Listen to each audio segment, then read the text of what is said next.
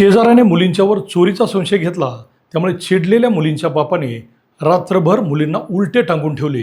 या अमानुष प्रकाराने संपूर्ण जिल्हा हादरला। या नराधम बापाला फाशी द्या अशी मागणी गावकऱ्यांनी केली। माणुसकीला काळीमा फासणारी ही घटना कुठे आणि कशी घडली ते या व्हिडिओच्या माध्यमातून जाणून घेऊयात। नमस्कार, मी अभिजित आणि आपण पाहत आहात प्राईम न्यूज रोकठोक। आटपाडी तालुक्यात बनपुरी गावात राहणाऱ्या दादू हैबत यमगर वय 38 याच्या शेजाऱ्याने सानिका यमगर व अनुजा यमगर या दोन मुलींनी आपल्या घरात चोरी केल्याचा संशय घेतला। त्यामुळे चिडलेल्या मुलींच्या बापाने सानिका व अनुजा या पोटच्या मुलींचा रात्रभर अमानुष छळ केल्याने सानिका यमगर हिचा मृत्यू झाला, तर अनुजा यमगर ही गंभीर जखमी झाली। नराधम बाप व त्याच्या पत्नीने व मुलींच्या आजी आजोबांनी तसेच काही नातेवाईकांनी मिळून हा प्रकार दडपण्यासाठी प्रयत्न केल्याचे बोलले जात आहे। त्या दृष्टीने पोलीस तपासही सुरू आहे।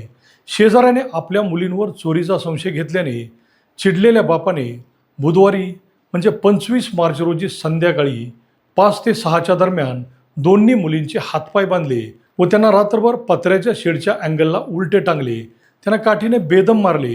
दोन्ही मुली जीवाच्या आकांताने ओरडत होत्या, पण या नराधम बापाला जरासुद्धा दया आली नाही।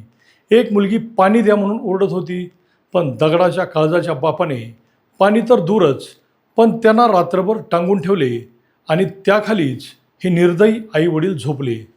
बाहेर आजी आजोबा झोपले। किती प्रचंड वेदना झाल्या असतील याची कल्पना जरी केली तरी अंगावर शहारे येतील। रात्रभर वेदनांनी तडपडणाऱ्या दोन्ही मुली बेशुद्ध झाल्या। सकाळी 6च्या दरम्यान आजोबांनी त्यांना खाली उतरवले, तेव्हा सानिका मृत झाली होती, तर अनुजा ही बेशुद्ध झाली होती। उलट वडिलांनी त्यांना खाली का उतरवले म्हणून दादू यमगर यांनी वडिलांनाच म्हणजे मुलीच्या आजोबांना कोयत्याने धमकावले। दादू यमगर किती कठोर मनाचा आहे हे यावरून लक्षात येते। अनुजाला हॉस्पिटलमध्ये ॲडमिट केल्याने ती यातून वाचली। तिनेच डॉक्टरांना दिलेल्या जबाबात सांगितले की वडिलांनी आम्हाला उलटे टांगले आणि रात्रभर मारले। या एका वाक्यानेच ही घटना उघड झाली। दरम्यान सानिकाचा मृत्यू झाल्याचा निरोप मिळाल्यानंतर तिची आत्या व मामा घटनास्थळी दाखल झाले आणि अनुजाला वेळेत उपचार मिळाले। स्वतःच्या बापानेच दोन्ही मुलींना अमानुष मारहाण केल्याने समाजात भयानक प्रतिक्रिया उमटली।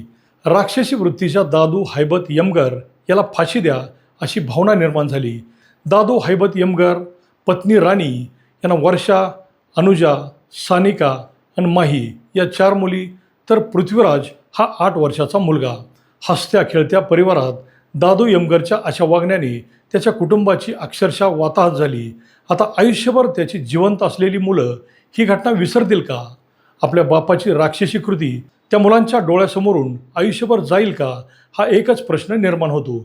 या घटनेने बनपुरीच्या नावाला काळीमा फासला गेला, तर समाजात मुली कुठेच सुरक्षित नसल्याचेही दिसले। दादू हैबत यमगरला सोडू नका, त्याला जन्माची अद्दल घडवा अशी विनवणी त्याचे कुटुंबीय व गावकरी पोलिसांना करीत आहेत। तुम्हाला या घटनेने काय वाटले? खरंच दादू यमगरला फाशी द्यावी का? हे कमेंट बॉक्समध्ये सांगा व प्राईम न्यूज बेटा या चॅनलला सबस्क्राईब करा। धन्यवाद।